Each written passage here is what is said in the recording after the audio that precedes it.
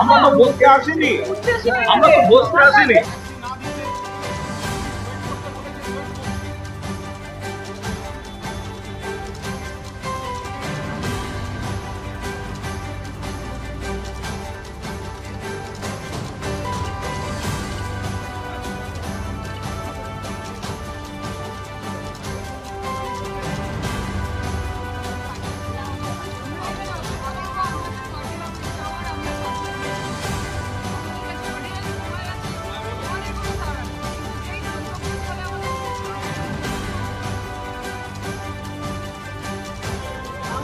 নেতারা যখন বাংলায় যান, সিঙ্গেল ইঞ্জিনের তফাৎ, সবাই সসম্মানে অবাধে ঘুরে বেড়াতে পারেন।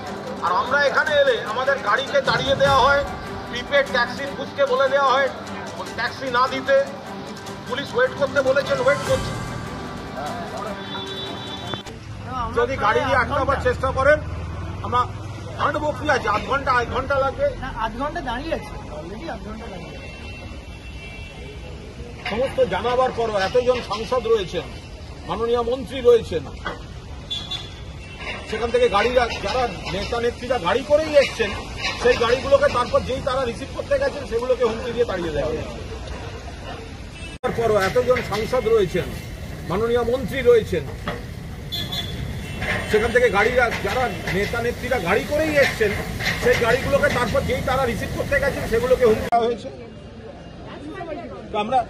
আমরা পরিষ্কার বলছি, আমাদের গাড়িগুলো এখানে এসছিল, গাড়িগুলোকে হুমকি দিয়ে তাড়িয়ে দেওয়া হয়েছে। এবার একটি মাত্র গাড়ি আছে, এবার এখানে তো প্রিপেড ট্যাক্সি আছে, এটা তো জনগণের, সেটার টাকা দিয়ে বুক করতে গেছিল, সেটা পর্যন্ত করতে দিচ্ছে না, ইনস্ট্রাকশন আছে তৃণমূলকে দেওয়া হবে না। তো তাহলে আমরা পুলিশকে বলেছি যে প্রিপেড ট্যাক্সি তো জনগণের, আমরা তো পয়সা দিয়ে যাবো, তো আমরা ওখানে বুক করছি, গাড়ি আনুন, পুলিশ সেটা দেখুক, পুলিশকে সেটা দিতে হবে। আপনি সেটা করুন, কোথা থেকে ভাড়া হবে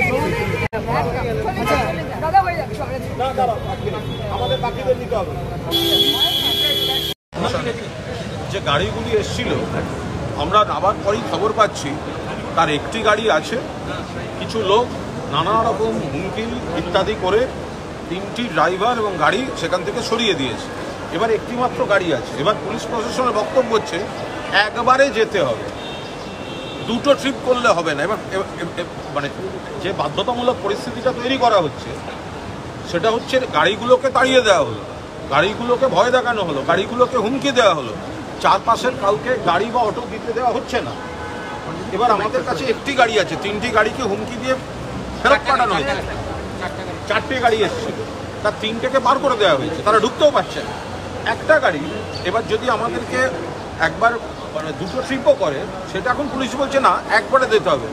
আমরাও ঠিক করে নিয়েছি, ব্যাগ একটা গাড়িতে দিয়ে দেবো, হাঁটতে শুরু করবো, তারপর পুলিশ।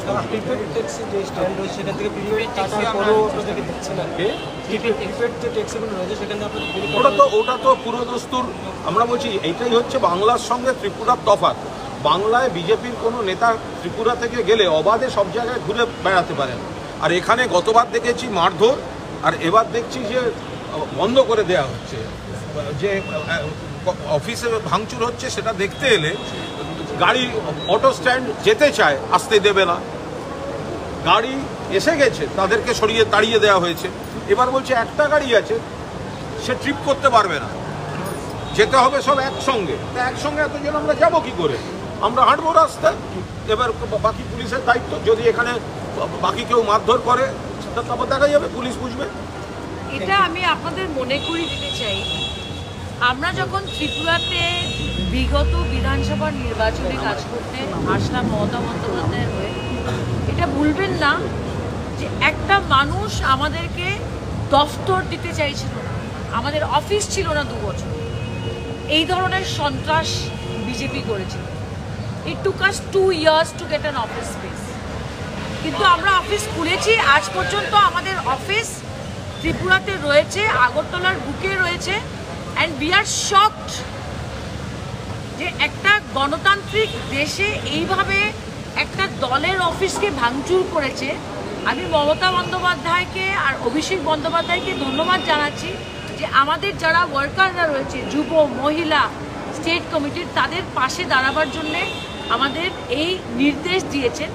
এবং আমরা বিজেপিকে বলতে চাই, আমরা সাংবাদিক বন্ধুদের প্রেস মিটের সময় দিয়েছিলাম অফিসে 12:30টার সময়। আমরা হেঁটে যাই আর যেভাবেই যাই, আমরা আমাদের অফিসে যাবই, দেখি আমাদেরকে আটকায়।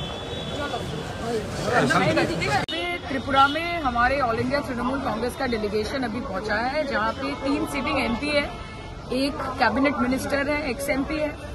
और ऐसे हालात त्रिपुरा के डबल इंजन सरकार ने यहाँ पे बना के रखा है कि हम एयरपोर्ट से बाहर नहीं निकल पा रहे, क्योंकि जो गाड़ी के ड्राइवर्स हैं उनको फोन करके डराया गया है, धमकाया गया है, ताकि हमको वो लेके हमारे ऑफिस तक ना पहुंच सके।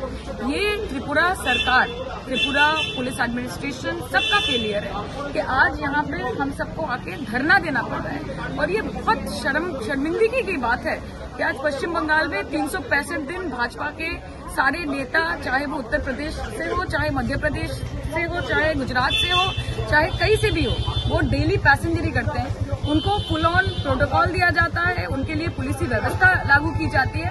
लेकिन आज यहाँ पे महिलाएं उपस्थित है, यहाँ पे सिटिंग एमपीज उपस्थित है, पर पुलिस हमें बोल रही है कि हमारे साथ सहयोग कीजिए। और कैसे सहयोग कीजिए? आप चुप रहे कि हमारे साथ कोऑपरेट कीजिए। तो तृणमूल कांग्रेस यहाँ पे चुप बैठने के लिए आई नहीं है। हमारे पार्टी ऑफिस को कल तोड़ा गया है, वैंडलिज्म किया गया है। हम वहाँ पहुंचेंगे, जैसे भी वो पहुंचेंगे। मुझे नहीं लगता कि कोई भी ताकत ऐसी है जो ममता बनर्जी और उनकी टीम को रोक सकती है। A 6-member delegation of All India Trinamool Congress consisting of 3 sitting members of parliament and a cabinet minister of Bengal arrived today in Agartala because yesterday our office was violently attacked, our posters were torn, our property was damaged. I am shocked that we have come to Tripura today, this morning from Calcutta. All the cars we had arranged for our pickup to take us to our office for a press meet has been intimidated. They have been put under pressure, and right now we are without any vehicle.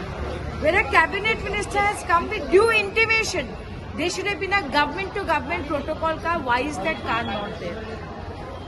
I am not at all surprised because Bharatiya Janata Party, their DNA has violence, their DNA has dictatorship, their DNA has anarchy. Today, to attack any party's office is against the basic tenets of democracy. It's a murder of democracy. We will not stand for it. Car or no car, we are going to walk to our office. খুবই দুঃখজনক ঘটনা, যেটা বিজেপির নেতারা এত গলা বাজিয়ে পশ্চিমবঙ্গের বুকে গিয়ে বলে পশ্চিমবঙ্গ নাকি সেফ নয়। কিন্তু আজকে আমরা দেখলাম ত্রিপুরায় এসে 1.5 ঘন্টা ধরে বসে আছি, এখান থেকে গাড়ি পাচ্ছি না। আমরা টাকা দিচ্ছি, টাকা দিয়েও গাড়ি পাচ্ছি না। এবং যে গাড়িগুলোকে বুকিং করে নিয়ে আসা হচ্ছে আমরা দেখছি সেখানেও হুমকি দিচ্ছে বিজেপির প্রভাবশালী নেতারা কিংবা বিজেপির জনপ্রতিনিধিরা, কেউ না কেউ তো তাদেরকে ধমকি দিচ্ছে, যার জন্য তারা গাড়ি নিয়ে আসতে ভয় পাচ্ছে। আমি বলতে চাইছি যে আপনারা একবার পশ্চিমবঙ্গে আসুন, মাননীয় মুখ্যমন্ত্রী মমতা বন্দ্যোপাধ্যায় সরকার কিভাবে চালাচ্ছেন দেখতে পাবেন। সমস্ত রকমের ঝান্ডা নিয়ে যারা গাড়ি বুকিং করতে যায় নির্দ্বিধায় তারা গাড়ি বুকিং করে যে কোনো জায়গায়, তারা পশ্চিমবঙ্গে যে কোনো জায়গায় ঘোরাফেরা করতে পারে। কিন্তু যেখানে ডাবল ইঞ্জিনের সরকার, বিজেপির সরকার, সেখানে আমার মতো একজন জনপ্রতিনিধি আমি পর্যন্ত একটা গাড়ি পাচ্ছি না। আমি নিজে টাকা দিয়ে একটা গাড়ি রিজার্ভ করতে পারছি না, অটো রিজার্ভ করতে পারছি না। মানে কেমন একটা সরকার চলছে। পশ্চিমবঙ্গের মানুষ খুব ভালো আছি, শান্তিতে আছি। যারা বিজেপির নেতারা পশ্চিমবঙ্গে গলাবাজি করেন, ত্রিপুরায় এসে আপনারা গলাবাজি করুন, তারপরে আমরা আপনাদের জবাব দেব। এটা ত্রিপুরা স্টেট গভর্নমেন্ট এবং প্রশাসনের ফেলিয়ার যে আজকে 3 জন সিটিং এমপি, একজন মিনিস্টার, একজন এক্স এমপি, একটা পার্টি ডেলিগেশনকে যারা নিজেদের অফিস ভাঙা হয়েছে বলে ভিজিট করতে এসছে, একটা 5-6 জনের ডেলিগেশন তাদের পার্টি অফিস ভাঙা হয়েছে বলে আপনাদের পশ্চিমবঙ্গে তো আপনারা 365 দিন ডেলিগেশন পাঠাচ্ছেন। আপনাদের ক্যাবিনেট মিনিস্টার থেকে শুরু করে ইউনিয়ন মিনিস্টার থেকে শুরু করে আপনাদের এমপি এমএলএ কেউ বাদ নেই এবং গভর্নমেন্ট প্রতিনিয়ত তারা যাচ্ছে, গভর্নমেন্ট থেকে তাদেরকে প্রোটোকল দেওয়া হচ্ছে, প্রোটেকশন দেওয়া হচ্ছে। আপনাদের এত কিসের ভয়? আমরা এখানে কি আজ ইলেকশনের জন্য এসেছি না কিসের জন্য এসেছি যে এখানে একটা 6 জনের একটা ডেলিগেশনকে আপনারা পার্টি অফিস অব্দি যেতে দিতে পারছেন না? যে আপনারা ফোন করে করে সব ড্রাইভারদেরকে হুমকি দিচ্ছেন?